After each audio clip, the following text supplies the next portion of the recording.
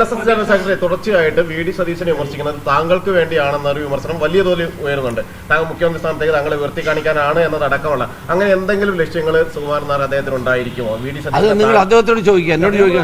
9 വർഷം ഞാനും അദ്ദേഹമായിട്ട് പിണങ്ങി നിന്നപ്പോൾ നിങ്ങളെ ആരും കണ്ടില്ലല്ലോ, ചോദിച്ചില്ലല്ലോ നിങ്ങൾ.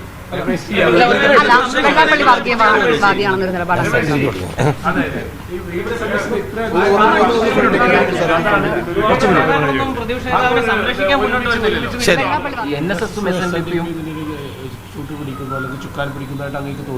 അതിൽ ഞാൻ പറയട്ടെ, NSS SNDP ഒക്കെ യോജിക്കുന്നതിൽ ഒരു തെറ്റുമില്ല. അവരൊക്കെ യോജിച്ചു പോകണമെന്ന് തന്നെയാണ് എൻ്റെ എന്നത്തെ അഭിപ്രായം. എല്ലാ മതസംഘടനകളും യോജിച്ചു പോകുന്നത് നല്ല കാര്യമാണ്. യോജിപ്പോടുകൂടി പോകുന്നത് നല്ലതാണ്. അവരെന്നും വഴക്കടിക്കണമെന്നുള്ള നിർബന്ധമൊന്നും നമ്മൾ കാണിക്കേണ്ട കാര്യം എന്താ? അവർ യോജിച്ചു പോവുകയാണെങ്കിൽ നല്ലതാണ്, അവർ യോജിച്ചു പോട്ടെ. എല്ലാ മതവിഭാഗങ്ങളും യോജിച്ചു പോകുന്നതാണ് എപ്പോഴും നല്ലത്. മതവിഭാഗങ്ങളിലോ അല്ലെങ്കിൽ സംഘടനകൾ തമ്മിലോ തർക്കം ഉണ്ടാക്കുകയും വഴക്കുണ്ടാക്കുകയും ചെയ്യേണ്ട ആവശ്യമൊന്നുമില്ലല്ലോ. അത് ഞാനൊരു കാര്യം പറയാം. ഞങ്ങൾക്ക് ഞങ്ങളുടെ പാർട്ടിയുടേതായ ഒരു നയമുണ്ട്. അതാണ് പ്രതിപക്ഷ നേതാവും പറഞ്ഞുകൊണ്ടിരിക്കുന്നത്. ഇവിടെ ജനങ്ങളെ സംബന്ധിച്ചിടത്തോളം വർഗീയതയ്ക്കെതിരായിട്ടുള്ളൊരു പോരാട്ടം നമുക്ക് അനിവാര്യമാണ്. ഞാൻ NSSൻ്റെയോ SNDPയുടെ ഒന്നും പ്രാധാന്യം കുറച്ച് കാണുന്ന ഒരാളല്ല. അവരൊക്കെ കേരള സമൂഹത്തിന് വലിയ സംഭാവന നൽകിയിട്ടുള്ള പ്രസ്ഥാനങ്ങളാണ്.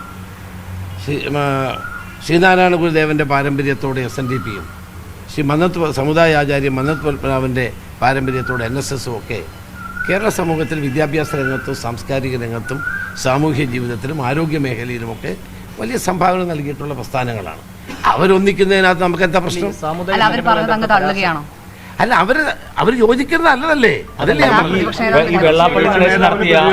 ഞാൻ പറയട്ടെ, അവർ യോജിക്കുന്നതിൽ ഒരു തെറ്റുമില്ലെന്നാ ഞാൻ പറഞ്ഞേ. അല്ല, അത് അവരോട് ചോദിക്കണം.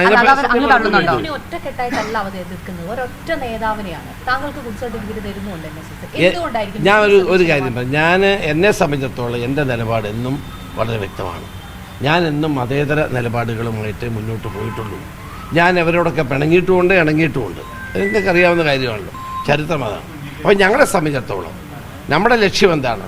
വരാൻ പോകുന്ന നിയമസഭാ തെരഞ്ഞെടുപ്പിൽ UDFനെ അധികാരത്തിൽ കൊണ്ടുവരിക.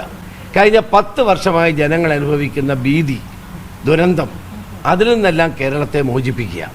ഇന്ന് വർഗീയമായ ചേരിതിരിവുണ്ടാക്കാൻ CPM നടത്തുന്ന, മുഖ്യമന്ത്രി നടത്തുന്ന ശ്രമത്തെ ജനങ്ങൾ തിരിച്ചറിയും.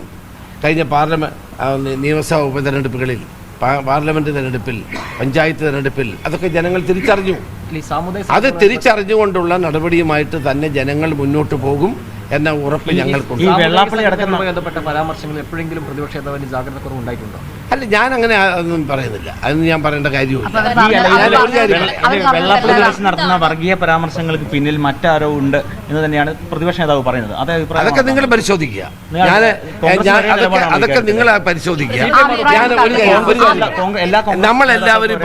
എല്ലാവരും അങ്ങോട്ടും ഇങ്ങോട്ടും വാക്കുതർക്കം ഉണ്ടാക്കി പ്രശ്നങ്ങൾ കലുഷിതമാക്കേണ്ട സമയമൊന്നും അല്ലല്ലോ.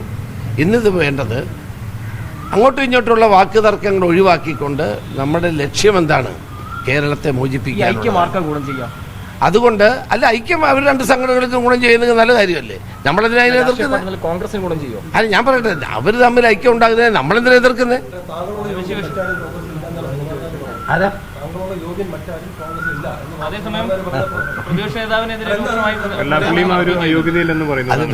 ആരെങ്കിലും എന്നെ പറ്റി ഞാൻ ഒരു കാര്യം പറയാം. കേരളത്തിലെ എല്ലാ മതസംഘടനകളെയും ഉൾക്കൊണ്ടുപോകുന്ന സമീപനമാണ് കോൺഗ്രസിന് എന്നുള്ളത്.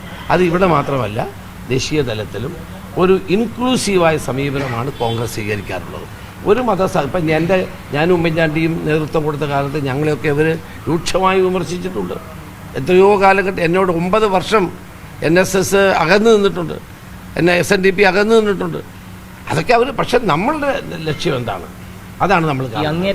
അപ്പോൾ അത് ഒരു കാര്യം കൂടി, അപ്പോൾ എല്ലാവരെയും ഉൾക്കൊണ്ടുപോകുന്ന സമീപനമാണ്. അത് NSS ആണെങ്കിലും SNDP ആണെങ്കിലും ക്രൈസ്തവ സഭകളാണെങ്കിലും മുസ്ലിം സംഘടനകളാണെങ്കിലും KPMS പോലുള്ള സംഘടനകൾ, എല്ലാവരെയും ഉൾക്കൊണ്ടുപോകുന്ന സമീപനമാണ് കോൺഗ്രസ് എന്ന് സ്വീകരിക്കുന്നത്. അതാണ് അതാണ് ഇൻക്ലൂസീവായ സമീപനം എന്ന ദേശീയ തലത്തിലും സംസ്ഥാന തലത്തിലും കോൺഗ്രസ് എടുക്കുന്ന ഒരു നയം. ആ നയത്തിന്റെ അടിസ്ഥാനത്തിൽ തന്നെയാണ് ഞങ്ങൾ മുന്നോട്ട് പോകുന്നത്. ഈ NSS ജനറൽ സെക്രട്ടറി തുടർച്ചയായിട്ട് VD സതീശനെ വിമർശിക്കുന്നത് താങ്കൾക്ക് വേണ്ടിയാണെന്നൊരു വിമർശനം വലിയ തോതിൽ ഉയരുന്നുണ്ട്. താങ്കൾ മുഖ്യമന്ത്രി സ്ഥാനത്തേക്ക് താങ്കളെ ഉയർത്തി കാണിക്കാനാണ് എന്നതടക്കമുള്ള അങ്ങനെ എന്തെങ്കിലും ലക്ഷ്യങ്ങൾ സുകുമാരൻ നായർ അദ്ദേഹത്തിന് ഉണ്ടായിരിക്കുമോ? VD അത് സതീശൻ നിങ്ങൾ അദ്ദേഹത്തോട് ചോദിക്കുക, എന്നോട് ചോദിക്കുക. 9 വർഷം ഞാനും അദ്ദേഹമായിട്ട് പിണങ്ങി നിന്നപ്പോൾ നിങ്ങളെ ആരും കണ്ടില്ലല്ലോ, ചോദിച്ചില്ലല്ലോ നിങ്ങൾ. വെള്ളാപ്പള്ളി വാദിയാണെന്നൊരു നിലപാടാണ്.